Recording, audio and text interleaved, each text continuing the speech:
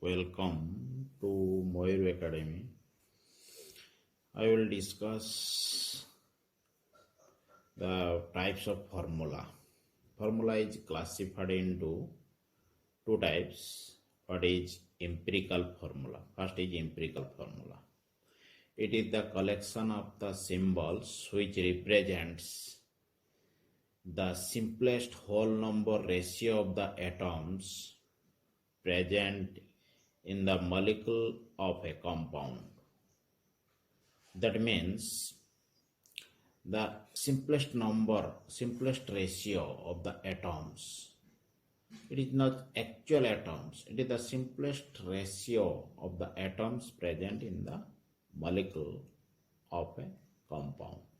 For example, in case of glucose, the formula is C6H12O6, but its empirical formula is CH2O, where 6 is the simple number, the ratio is 1:2:1, that is CH2O. This is the empirical formula of glucose. Next, molecular formula.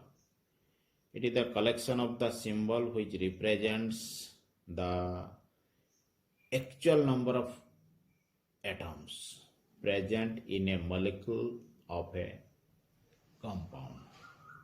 That means the actual number of atoms present in the atoms present in the molecule of a compound. That is the molecular formula of glucose is C6H12O6. That is the 6 carbon atom and 12 hydrogen atom and 6 oxygen atom composed to form C6H12O6. This is the molecular formula of glucose. And in case of acetic acid, C2H4O2, but its empirical formula is CH2O. Next, relation between empirical formula and molecular formula. Molecular formula related with empirical formula by the relation molecular formula is equal to small n into empirical formula, where small n is the whole number multiplied with empirical formula, then we get molecular formula. Molecular formula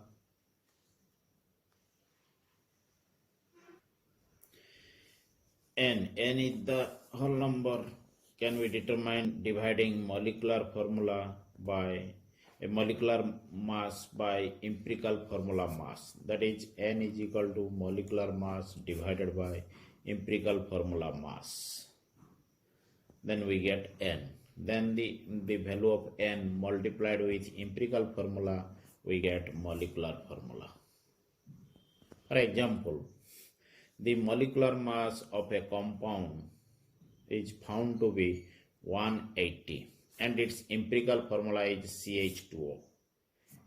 What is its molecular formula? First, molecular mass at 180 and empirical formula of the compound is CH2O, and its empirical formula mass is 12 plus 2 plus 16 is equal to 30.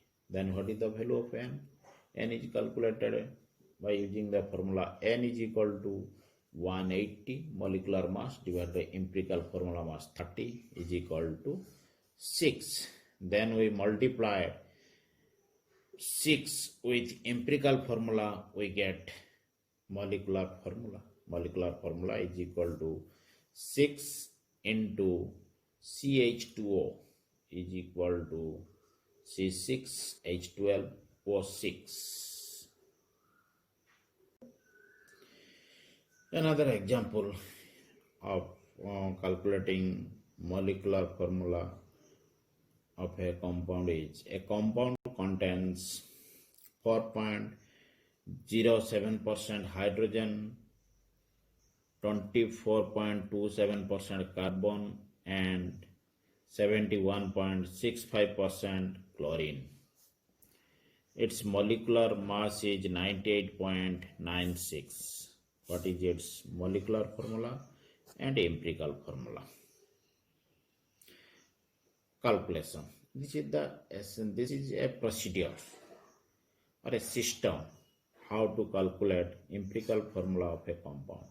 Then we get molecular formula giving its molecular mass. The formula, it is first we write element, then percentage of element, atomic mass, relative number of atoms, simplest ratio, and whole number. First element here 3 elements is present, that is carbon, hydrogen and chlorine. What is the percentage of carbon? 24.27, hydrogen 4.07 and chlorine is 71.65. This is the percentage of element present in the compound. What is its atomic mass of the elements? Atomic mass carbon, we know atomic mass of carbon is 12, hydrogen 1 and chlorine is 35.5. Then we calculate relative number of atoms. Relative number of atoms is calculated by using the formula percentage divided by atomic mass. Percentage divided by atomic mass. Where percentage in case of carbon, percentage it is 24.27 divided by atomic mass 12. Then we get 2.02. For hydrogen, percentage is 4.07 divided by 1 is equal to 4.07. In case of chlorine, the percentage is 71.65 divided 35.5. This is the atomic mass of chlorine. We get 2.02. Then we get, in the next step, we get calculate simplest ratio. Simplest ratio is the simple number which is dividing all the numbers. Then we get simplest ratio. The simplest number is 2.02, which is divided into 2.02 divided by 2.02 is equal to 1. 4.07 divided by 2.02 is equal to 2. 2.02 divided by 2.02 is equal to 1. Then the whole number 1, 2, 1. Carbon contains 1, hydrogen 2 and chlorine is 1. So its empirical formula is CH2Cl. CH2Cl. It's then the given molecular mass of the compound is 98.49. The empirical formula mass is equal to 12 C12 plus hydrogen 2 into 1 plus 35.5 is equal to 49.5. Then the value of N is calculated molecular mass divided by empirical formula mass. We get 98.49 divided by 49.5. Then we get a whole number 2. So its molecular formula is equal to empirical formula into 2. Empirical formula is CH2Cl and it's multiplied by 2. We get molecular formula C2H4Cl2. My dear student, next we discuss about the structure of atoms. Different theory was given about the structure of atom. First, Dalton's atomic theory. John Dalton put forward a theory which explains the structure of the atoms is called Dalton's atomic theory. The main important postulates of this theory are given below. What are the postulates?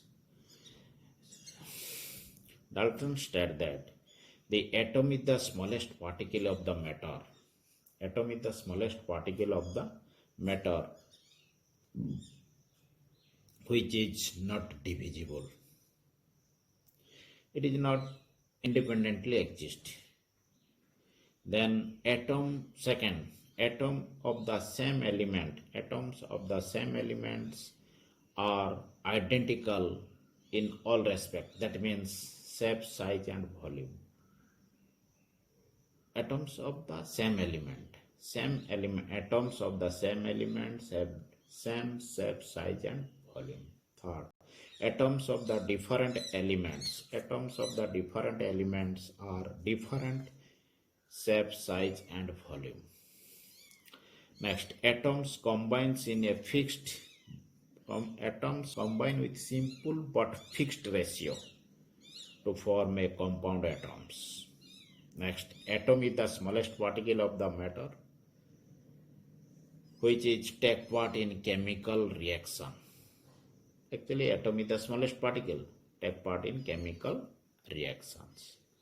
But this postulates was not corrected at all, because the above postulates was not a appropriate or adequate proof. So there are so many limitations are arised. What are the limitations, disadvantages or demerits of Dalton's atomic theory? It does not, first limitation, it does not explain the cause of chemical combination. Why the chemical combinations takes place, it cannot explain by Dalton's atomic theory.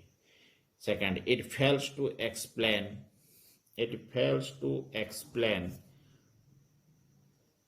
the law of gaseous volume.